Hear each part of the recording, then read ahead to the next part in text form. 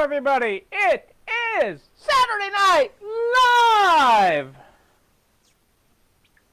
Who's with us tonight? Who's joining us tonight on Saturday Night Live? Kitty, what night is it? Just checking with you. How are you tonight? Good to have you here for Saturday Night Live. Oh my, I gotta do a Self-Care Sunday. Tomorrow's Self-Care Sunday, everybody. I gotta come up with something for Self-Care Sunday. I could do Self-Care Sunday meatloaf. Hey, Adele and Dazzle. Adele and Dazzle are here. Yes, I can send out, I can do the meatloaf recipe. That'll be our, well, don't tell everybody. Hey, Michelle, thank you. Yes, we have a new sponsor tonight, Marquee. The Marquee Mentor Program is the official sponsor of the show tonight. Sent us this snazzy shirt here. They did indeed. Who would have known? It's, you know, got the whole thing. It's pretty comfortable, too. You know me, I like my comfort. How are you tonight, Michelle? I like that the store was hopping, Kitty. That's great. We were busier than I thought. Dazzle's sleeping on the job. Yeah, I wasn't in store today, but I had pulled up the cameras a couple times, and it didn't look like much was happening from a shopping perspective, and it was really a beautiful day. So I thought for sure sales would be diddly squat, but it wasn't. Not through the roof, but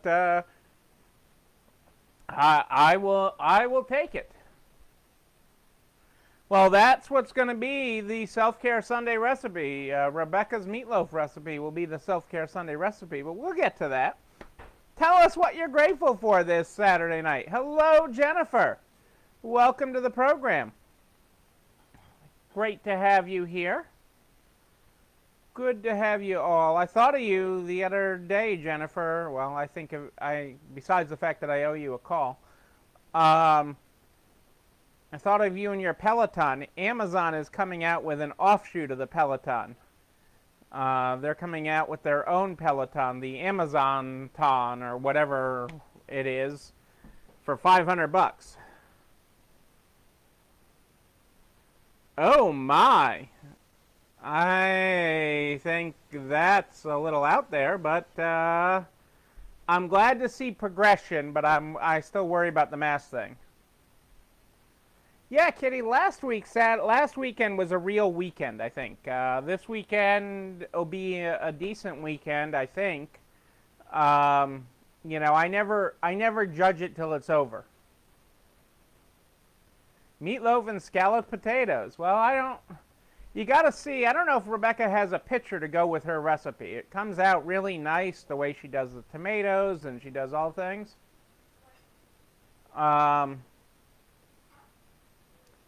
You know, it made me wonder, Jennifer, whether they are underwriting that to, you know, really go after Peloton, whether they're not making money on that.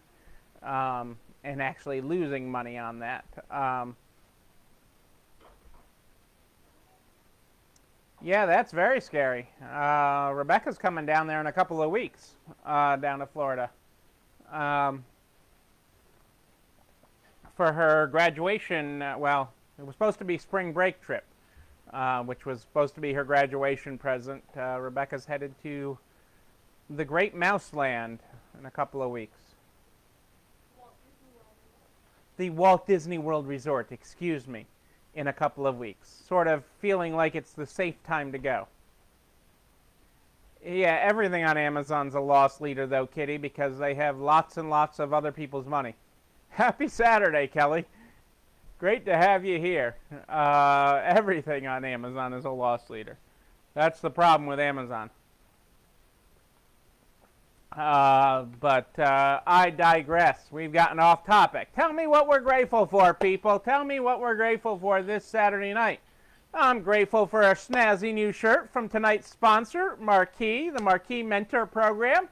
If you haven't checked it out, if you've thought about venturing into luxury bags, if you're looking for supply, Jeremy, Deanna's over with Marquee Mentor now. I mean, they really got that to help you be successful in the luxury marketplace. So it's absolutely the place to go, and they are an awesome affiliate.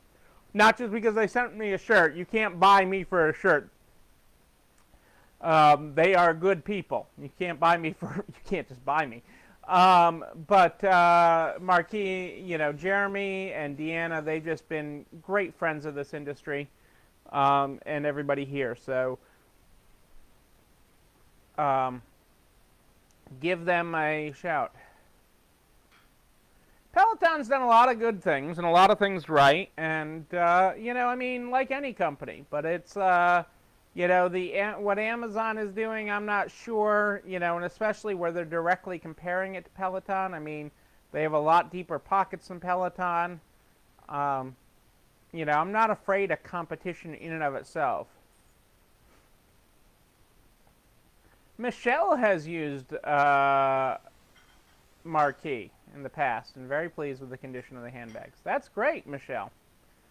I mean, I just love what great friend. We haven't gotten really into the luxury personally. I mean, we're starting to. We started actually after NARTS last year, because in our market we're really high end for us is Vera Bradley, but in our direct market. But as we expand online and things, we hit a broader audience. But we've just really started getting into Coach and beyond, Coach, Kate Spade, Michael Kors, because we didn't really have we got a lot of fakes, and we didn't have the knowledge to authenticate it. But we spent time getting educated after last year's fall conference, and have been doing that. I think they're going to drive down market price. I mean, Peloton eventually wants to be sold. Somebody wants to scoop that up. So, it'll be something to watch, Jennifer, is really what it is. It'll be something to watch. I do recommend, Peloton has a great story. And I've listened to the podcast. He did a great How I Built This podcast, the founder and CEO of Peloton, and they did a pandemic follow-up one with Guy Raz of How I Built That, and it's certainly worth listening to. But all the way around, from a business perspective, there's lots of lessons in there, and lots of lessons they've learned during the pandemic. So certainly a thing to learn. And it's interesting because the two conversations are separated by time, and at the first time they talked, they weren't a public company, and then they were when they more recently talked. And so the conversation shifts a little bit in what they're able to talk about in detail. But it's certainly worth listening to. But great to have you all here. I'm glad to have you here on this Self-Care Sunday Eve and on Saturday Night Live. So let's get this started. See what we're going to cover tonight.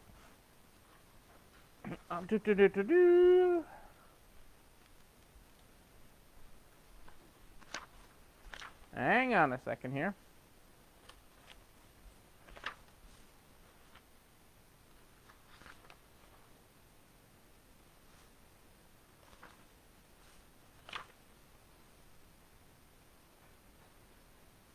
All right, we are on page 76 in the Good Morning, Good Night book. If you follow along in this book, in the Good Morning, Good Night book, here's where we are tonight, page 76.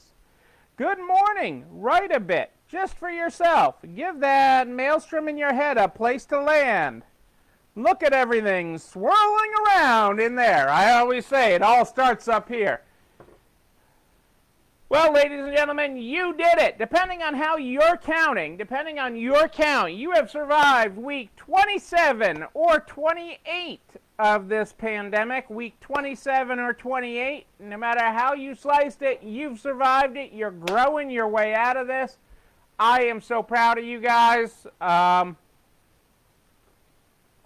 Some of you at week 2, week 3 didn't think you'd still be standing right now, but you're still standing taller than you've ever have.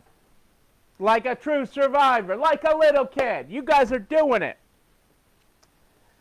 Woo! My peanut gallery gave a woo to you. Woo! Woo! Okay, they got me wooing. Wooing tonight on Saturday night. Julie Jankowitz snuck in here. I don't know when that happened, but I'm glad Julie Jankowitz is here tonight. Great to have you with us, Julie, on Saturday night live on Saturday night. I got a few things for you tonight. That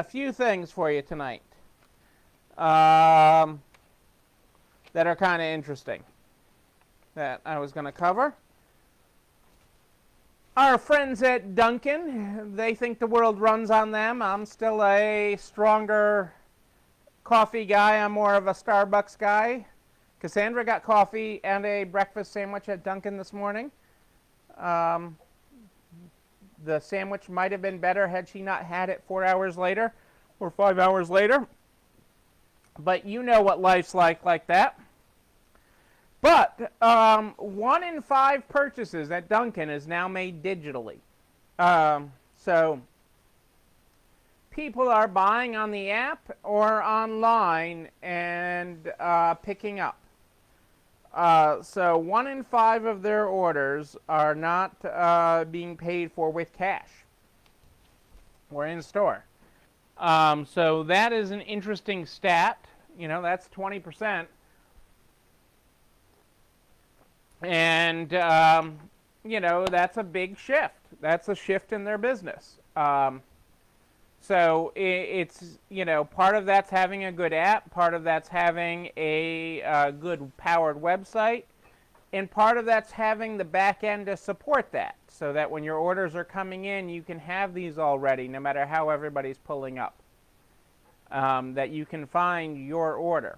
So, you know, think about everything that goes into that and think about what we can be doing, okay, in your own operation. You know, this is a lesson. This is how people are getting used to shopping and doing. How do we do that in your world? How do we make that happen and make that roll in your world so you can be... Yeah, I mean, they use the app. I mean, I like talking to people. Well, I don't know what their number is at Starbucks. Starbucks, especially in the pandemic, is really trying to shove people to it, which is hard. I mean, I'm not an app. I don't like the Starbucks app. I like my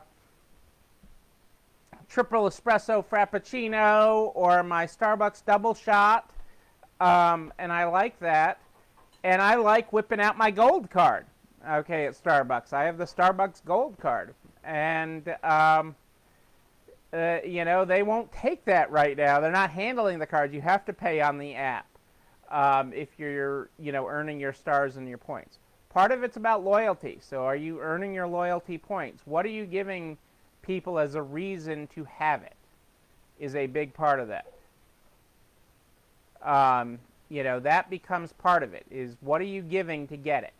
You know, that's important to be on somebody's phone. So to have the real estate on somebody's phone with all the limited space and the way the phones manage what apps stay on and what apps offload when they're not being used, you have to give people a good reason to keep it on there. You know, if it can keep their frequent order or their frequent drink, if it can keep track of their points so they're tracking everything, if it puts them in control of how they interact with you, it's a win. If it allows you to connect with them in your own way, it's a win. So, you know, what can you do to win that with that But ultimately, what we can learn from both Dunkin' and Starbucks, as it's so eloquently been put here tonight, is that they have a way of connecting with customers, and that those customers have the desire to connect. So that not only are they connecting, but customers have a desire to. So following into your customers' desires helps them do that. Okay. I certainly have apps on my phone, but quite honestly, I make my coffee a lot of times. We have a big pot here that we make at home. I Starbucks more when I travel. Is when I do it the most. Is when I drink coffee out, because I'm a chain coffee drinker, so I'm going from one cup to another cup. As anybody who's had me in their store knows, I'm just drinking one to go and go on to the next one all day long. So, but people wait in line. We have one out in front of our clothing stores, a Dunkin', and, that line can be long at times. So I am excited to see it longer again in the morning, because that's a sign of people going back into the office. So that is a good thing. But again, if we're aware of these trends and what's happening with them, we we can learn how we can apply them to us. Speaking of trends you did not expect, DSW and Hyvee, the supermarket, are expanding their unlikely in-store partnership. Okay, I mean, we all laughed at their partnership. Okay, when we were reading about it.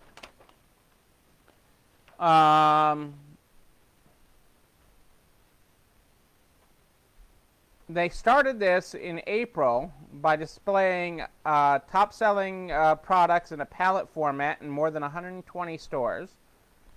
The 1,200 square foot in-store shop is going to feature about 200 choices of footwear and another 100 available from a digital showroom wall, with a product assortment of top trending, seasonal, kids, men's, and women's shoes. Customers can use a QR code to order shoes on the digital showroom wall, in addition to offering home delivery of items ordered from the digital showroom wall. Select locations feature in-store DSW pickup lockers as part of their ongoing effort to innovate the retailing experience. But not only is it innovating it, it's working. It's generating business. It's working for both Hyvee and it's working for DSW. I mean, one of the things with DSW, I mean, you walk in there into one of their regular stores and it's just miles of shoes. Miles and miles of shoes. And so this narrows it down to what DSW already knows from their data, what's selling, okay, what's hot in their stores. So if they stock these supermarket stores with the ones that are selling, it's really a home run. And it's been successful. That's why they are expanding it. So it is really kind of interesting. I would not have thought it, as a great combination, But maybe next we'll get some S&H green stamps to go with the supermarket thing, and you can save your club points and earn that. Who knows? Who knows? I do not know, but I am intrigued.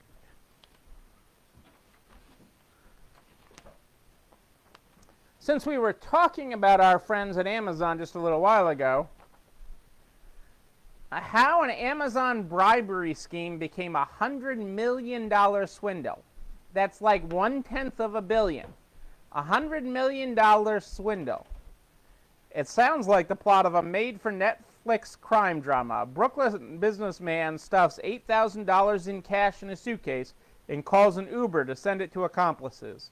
Hundreds of thousands of dollars crisscross the globe via MoneyGram, PayPal, and foreign bank accounts in a plot to swindle more than $100 million from Amazon and its customers. But it's the real-life story of a small ring of e-commerce consultants and former Amazon employees who federal prosecutors say bribed Amazon workers for more than 3 years to gain access to the company's most sensitive secrets. They allegedly rigged in their favor the web store where shoppers around the world spend hundreds of billions per year. 6 people have been charged with allegedly conspiring to pay bribes. The length and scope of the scheme are a statement about Amazon's size, that a scam can flourish for years without detection. Amazon became shoppers were unaware that their purchasing decisions were being influenced by bribes and kickbacks.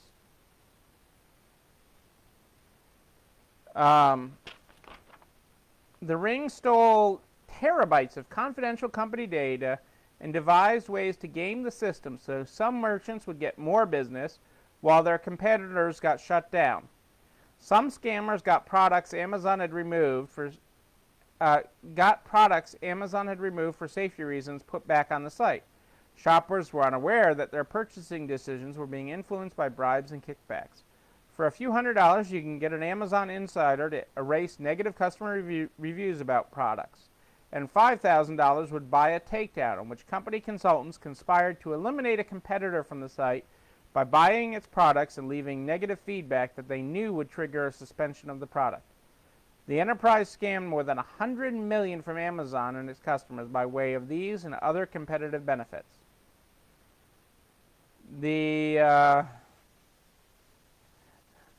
Well, at least you and Michelle know what SH cream stamps are, Kitty. The list of defendants is a who's who in e-commerce consulting world, a close-knit group that hosts live events and virtual forums on LinkedIn and Facebook to swap tips and attract clients. One of them is Mr. Rosenberg, a Brooklyn-based e-commerce consultant. Prosecutors allege he used an Uber to send cash-filled suitcases to accomplices. But he says he will continue to run his business. I can't comment on the allegations, but when I can, things will be clear. 2 of the defendants are former employees who worked in seller support positions and now run their own consulting business. One of them in California sent their first bribe to an Amazon worker in 2017.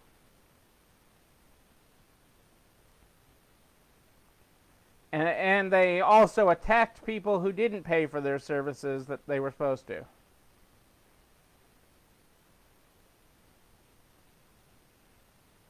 Because if you didn't play, you didn't get to pay. No pay, no play. So they even on one client's that was supposed to pay's site, they replaced a fleece blanket picture with a smiley face with the middle finger up on. And the investigation is expected to reach others.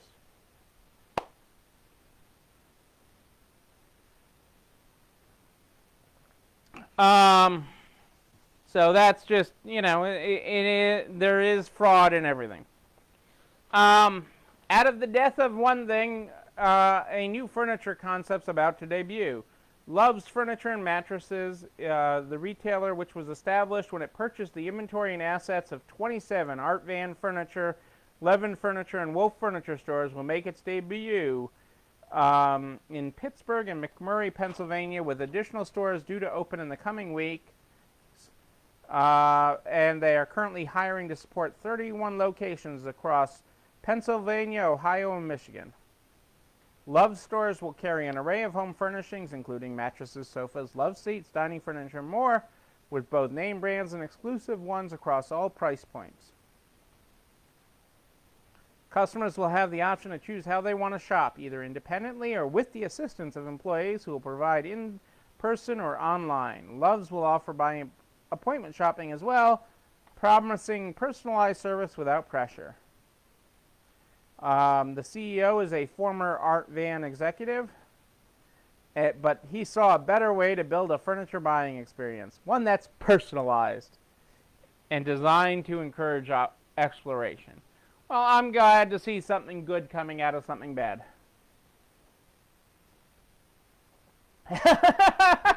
That's great, Gwen. I love it. That, and we had by us we had Carl Company and their stamps, and growing up, so I very much remember it, and I remember the time I used them to decorate something other than the stamp book. That did not go well for me.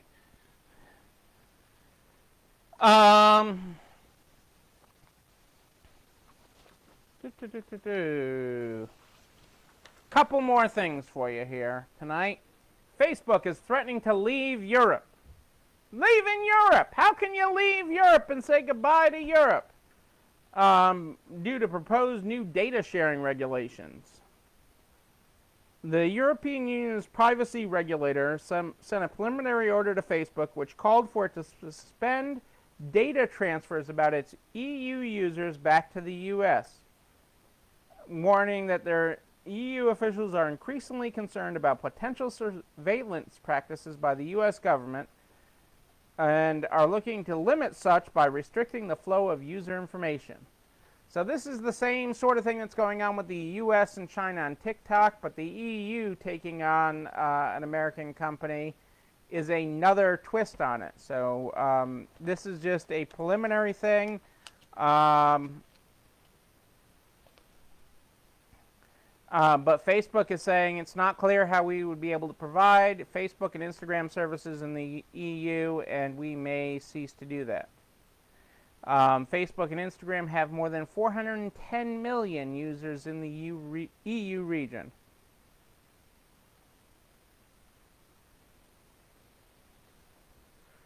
Excuse me. So we'll see where that goes. There's too much money at stake. I don't see that really happening, but you never know. In a positive thing, Facebook thing, this is something you'll be happy about. Facebook is removing its restrictions on text content in Facebook ad images.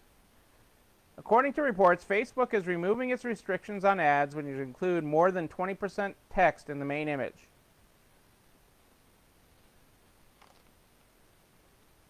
We will no longer penalize ads with higher amounts of image text in auctions and delivery.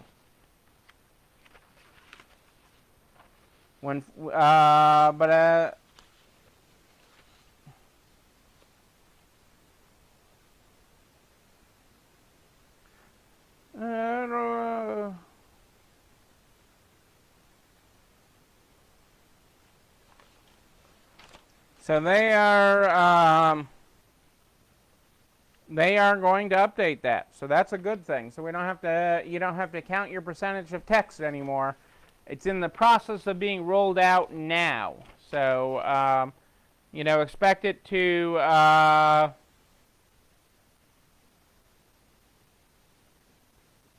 do that. They had done this before, relaxed it some, and in that case your ad reach was limited by the percentage it was over.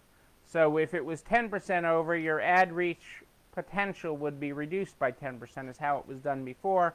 It is unclear if that type of rule is going to come back in effect, but the restrictions on percentage of text in an ad is being lifted, and that is ultimately a good thing, because quite honestly, for most of us, it just simplifies things. I mean, that's really, when you're trying to get a message across both visually and need some text, we're not master graphic designers. Let's be real about this. I was working with a marketing consultant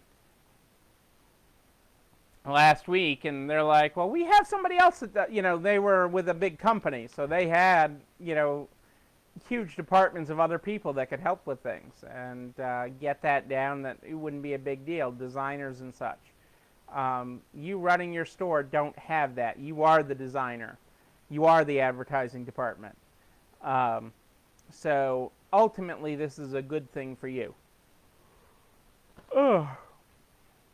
I thought this was interesting from a business standpoint. Massachusetts casinos have been open a couple of months now, and are under strict capacity limits right now. And during their first full month of operations under the capacity limits and without some popular table games that they were forced to keep closed, The gaming establishments generated 83% of their revenue as they did in August of 2019. So August of 2020 to August of 2019, the three Massachusetts casinos generated 83% of their revenue, while having just 49% of their gaming capacity open. So they were only 17% down, even though they were running over 50% down in capacity. And that'll earn the state an extra $20 million. So just think about that. They're down 51% in capacity, but only 17% in sales. Okay? But that's the kind. Why is that important? Yeah, I know the how.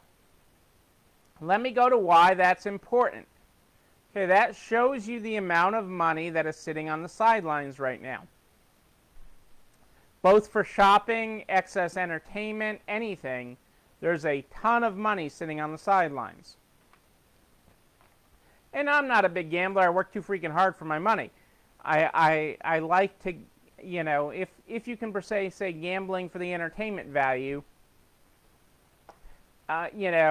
in my adult life, I do like that. You go with so much, and if you get a night's of entertainment out of it, it was the night of entertainment per se. Much like the cost of going to a show or something else. You go with some friends, you have a good time, whatever. But that is the pent-up demand.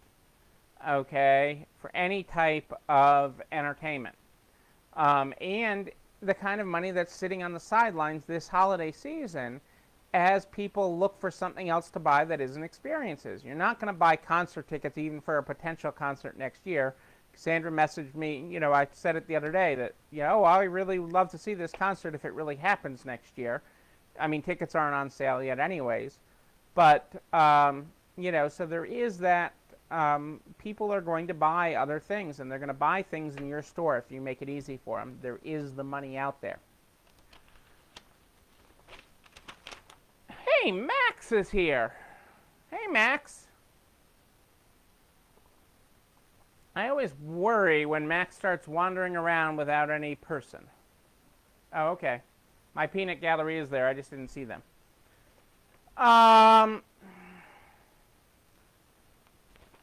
So another question I've been getting from you guys is, what is our government going to be doing? Are they going to be doing more programs? Are they not going to be doing more programs? What's happening? Yeah, is what's happening. Yeah. Hey, Anita, great to have you here. Obviously, we are caught up right now in the whole debate about a new Supreme Court justice the nominee was announced today. And so that is one place where we are stuck. That's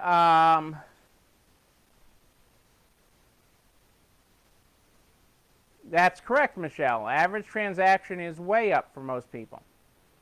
And I'm seeing that nationwide with down foot traffic. So you have the issue of Congress being tied up with a Supreme Court nominee, which we didn't plan on a couple weeks ago, and things. But there's a lot going on around the 1st of October. So Congress needs to be doing things on a lot of fronts. As part of the CARES Act, the money the airlines got required them to keep people employed and to fly certain routes, percentage of their routes, through October 1st. That is going away next week, okay? And then it is expected that there will be hundreds of thousands of layoffs in the airline industry. Hey, Jeremy's with us. Great to have you, Jeremy.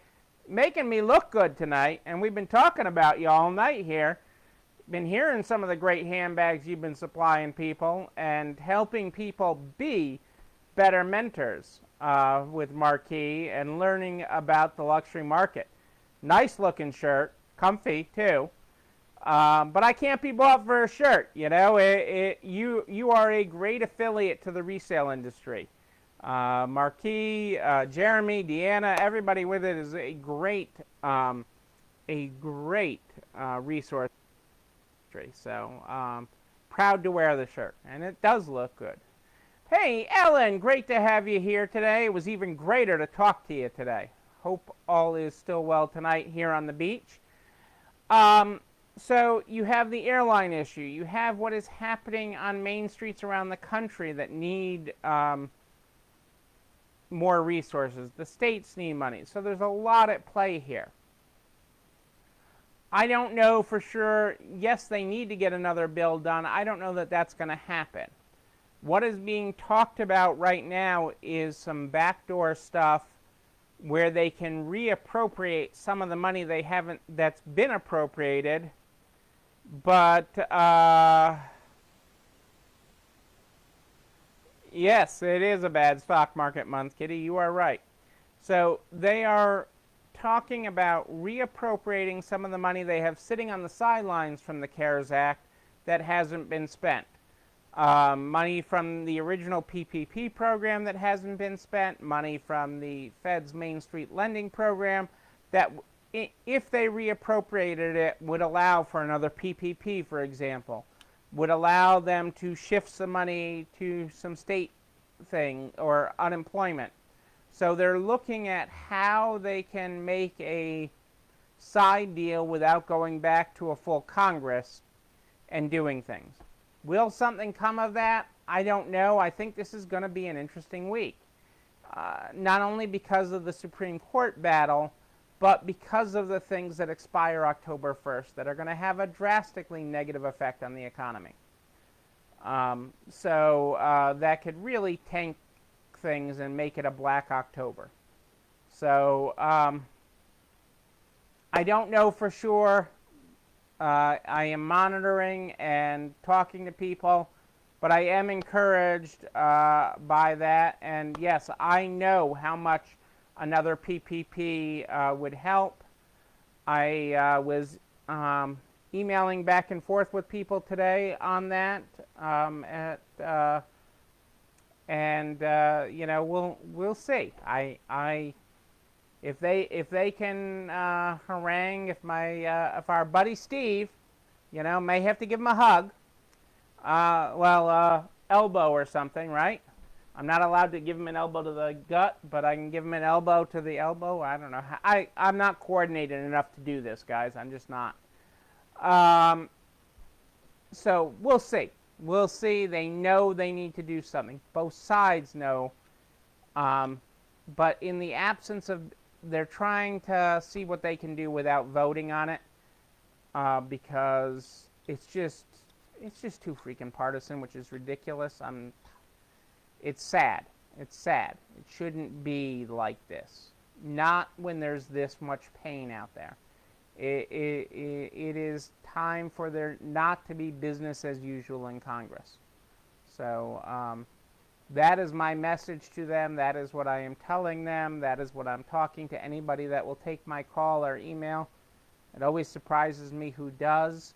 But people do listen. I mean, hey, I didn't expect my phone to ring some today. But we'll see what we can make happen. We will. So that is the short version of what is happening there, but I'll keep you updated. Hopefully, you know, they'll get over the Supreme Court justice thing fast enough so that we can have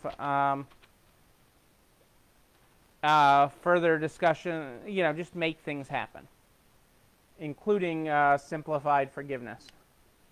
No, it's a Main Street issue, Julie. It's quite honestly just a Main Street issue. It's about a Main Street, every Main Street in every city and town across America. It's about cities and towns hurting. It's about people hurting. It's about real lives and livelihoods. While all these business owners have done right by their community,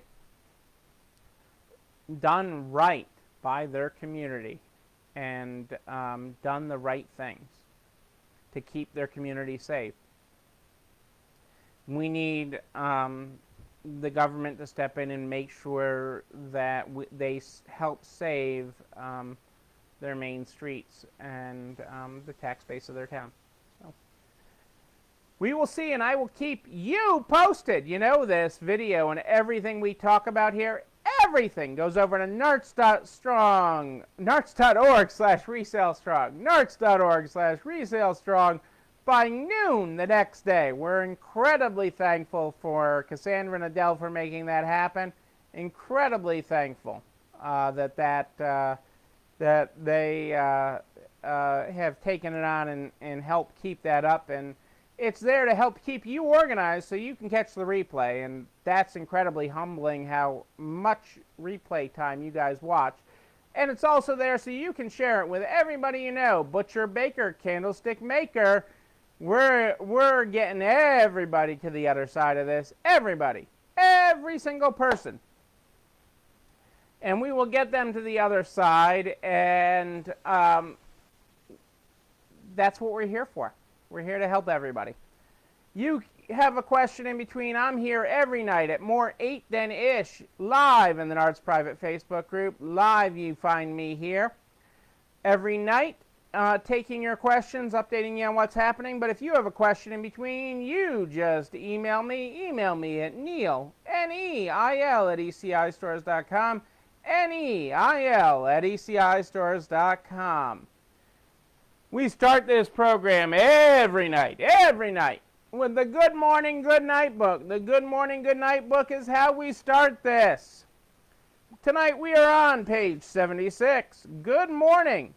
Write a bit just for yourself. Give that maelstrom in your head a place to land. Look at everything swirling and swirling around in there. Our good night tonight is write some thoughts down for yourself. Grab what you can, pin it to the page. Look at that. How long you been hanging on to those? Good night. Look at that graphic, people. Look at it. Ladies and gentlemen, I am Neil Abramson. I do like a good party. You know, we're 1 week away from the Luke and Laura the Zach and Rachel wedding happening in Illinois. 1 week away from today. Just saying. You're looking to crash something and you're passing through Illinois. It's the wedding of the year. Just saying. We will have weddings and bar mitzvahs and other parties. We could have a marquee of a party even. The marquee party. We will party again, and I will be with you there to do it. I'm thinking Indiana's a good place to party. They're lifting their limits and restrictions and supposed to be safe in the Midwest. Middle of a cornfield or something. I don't know. There's oil fields in spots in Indiana too. We will party again. I'll be there with you. But until then, tomorrow is Self-Care Sunday. Self-Care Sunday is all about you. Our recipe of the week, which will get posted later, Rebecca's Meatloaf. Rebecca's Meatloaf. That's this week's Self-Care Sunday recipe. Don't miss it. Ladies and gentlemen, until tomorrow, know that you and you, but most especially you, yes, you, I see you, you're not alone running this store. Have a great night, everybody. It's time for dessert.